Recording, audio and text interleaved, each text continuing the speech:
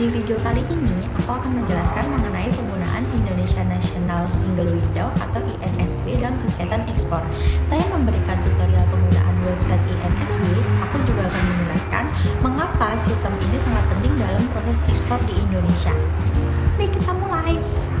Kalau kita lihat halaman utamanya, tampilannya cukup simpel dan gampang dipahami. Di bagian atas, ada kolom pencarian yang bisa kita gunakan buat mencari komoditas.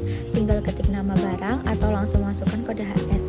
Nanti sistem bakal nyari secara otomatis karena sudah menggunakan teknologi Elasticsearch.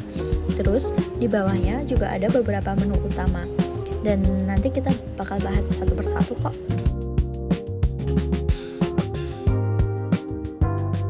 Selain itu, di halaman depan juga ada informasi kurs mata uang yang selalu diperbarui.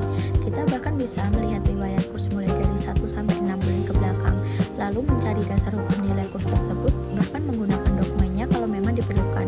Di bagian bawahnya juga ada daftar peraturan terbaru yang sudah dipublikasikan, jadi kita bisa langsung tahu kalau ada regulasi baru. Nah, kalau misalnya kita mau mencari informasi suatu barang, caranya gampang banget. Tinggal ketik nama barang atau kode HS di kolom pencarian.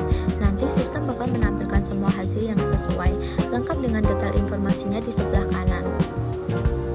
Informasinya juga disusun dalam bentuk akordion, jadi kita tinggal buka bagian yang ingin kita lihat tanpa bikin tampilannya berantakan.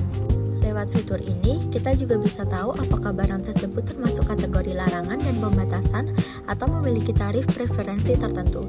Jadi, menurutku, fitur ini cukup membantu karena semua informasi penting sudah dikumpulkan dalam satu tempat. Selanjutnya, ada menu simulasi perhitungan penerimaan negara atas impor. Di sini, kita tinggal mengisi beberapa data, misalnya kode HS dan informasi barang yang akan diimpor.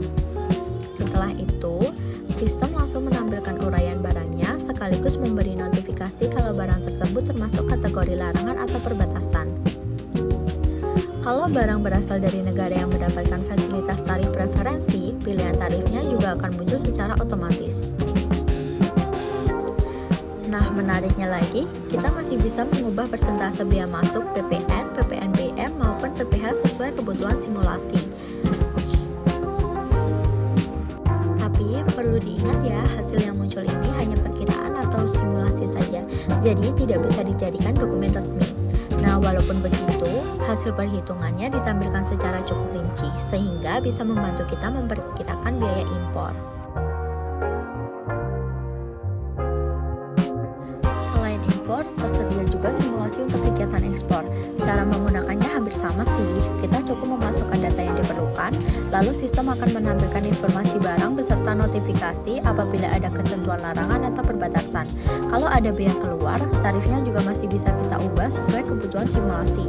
Dan sama seperti sebelumnya, hasil yang ditampilkan hanya berupa estimasi, bukan hasil resmi.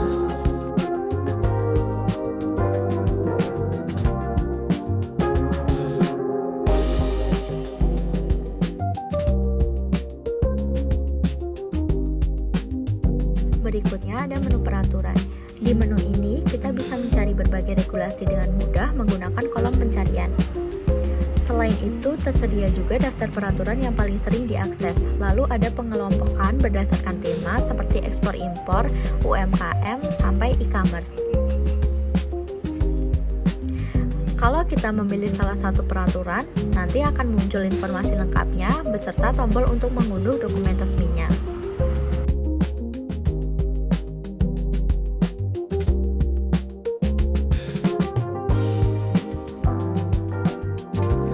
Ada menu ASEAN Trade Repository. Menu ini berisi informasi perdagangan Indonesia yang juga menjadi bagian dari jaringan perdagangan ASEAN. Peraturannya sudah dikelompokkan berdasarkan topik, jadi kita tinggal memilih kategori yang ingin dilihat.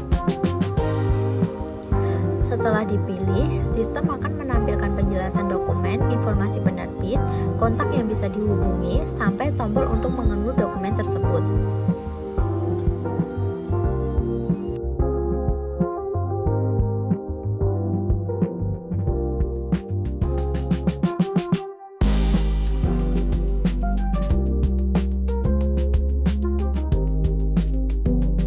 Terakhir, ada menu reference. Menu ini menyediakan berbagai kode referensi penting seperti satuan barang, jenis kemasan, survei daftar pelabuhan di dalam maupun luar negeri.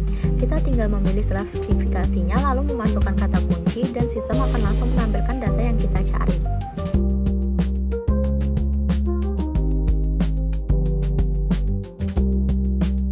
Nah guys, itu tadi penjelasan singkat mengenai fitur-fitur yang ada di Indonesian National Trade Repository generasi kedua. Menurutku, INTR ini sangat membantu karena semua informasi mengenai regulasi, tarif, simulasi biaya, sampai referensi perdagangan internasional sudah tersedia dalam satu platform.